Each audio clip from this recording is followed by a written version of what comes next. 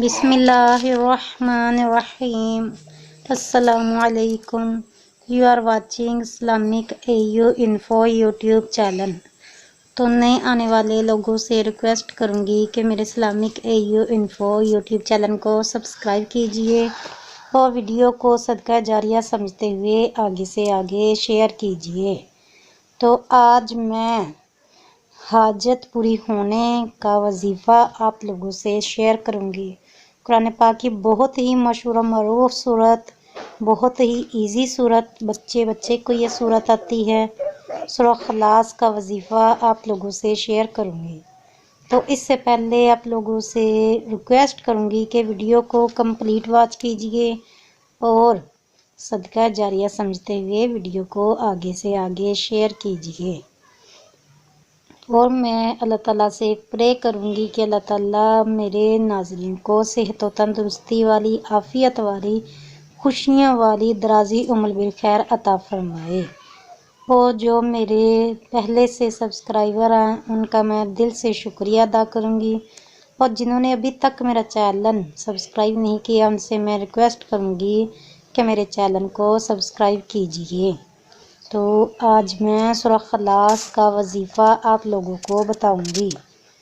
حاجت پوری ہونے کے لیے جس شخص کو کوئی اہم حاجت پیش آ گئی ہو، کوئی بھی خواہش، کوئی وش، کوئی حاجت، کوئی من کی مراد اس کی پوری نہ ہو رہی ہو، کوئی حاجت پیش آ گئی ہو تو اسے پورا ہونے کے لیے باوضو یہ صورت 7000 مرتبہ پڑھے۔ کون سی صورت؟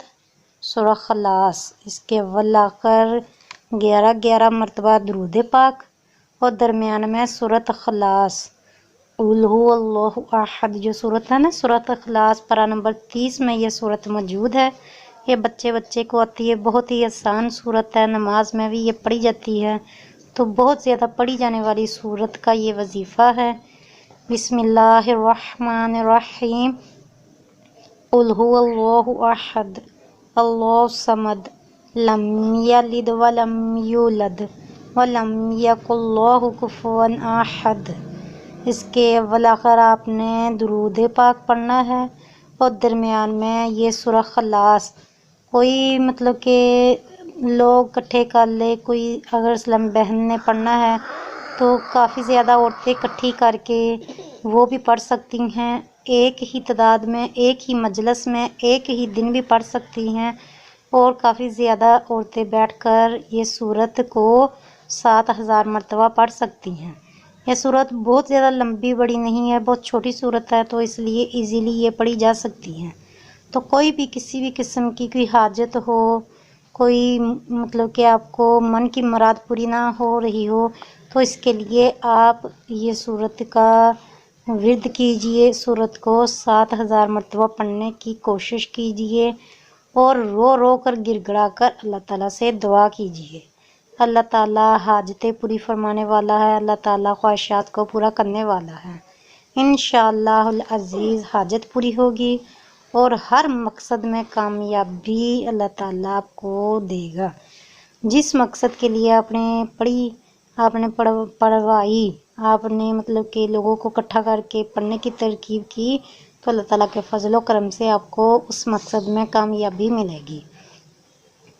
بس یہی بات کہ یقین کے ساتھ آپ نے عمل کرنا ہے۔ قرآن پاک میں روحانی علاج بھی ہے، جسمانی علاج بھی ہے۔ کوئی بھی کسی بھی قسم کی پریشانی ہو اس کے لیے قرآن پاک میں اس کا حل موجود ہے۔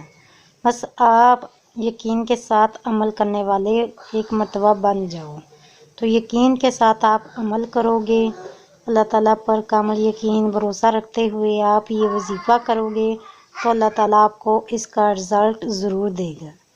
تو ایک مرتبہ پھر آپ لوگوں سے ریکویسٹ کروں گی کہ اگر آپ نے ابھی تک میرا channel Islamic A U info YouTube subscribe نہیں کیا تو میرے چینل کو سبسکرائب کیجئے اور ساتھ بنے بیل آئیکن کو بھی پریس کر دیا کریں تاکہ جب بھی نئی ویڈیو اپلوڈ ہو اس کا نوٹیفیکیشن ایزیلی آپ کو سب سے پہلے مل سکے۔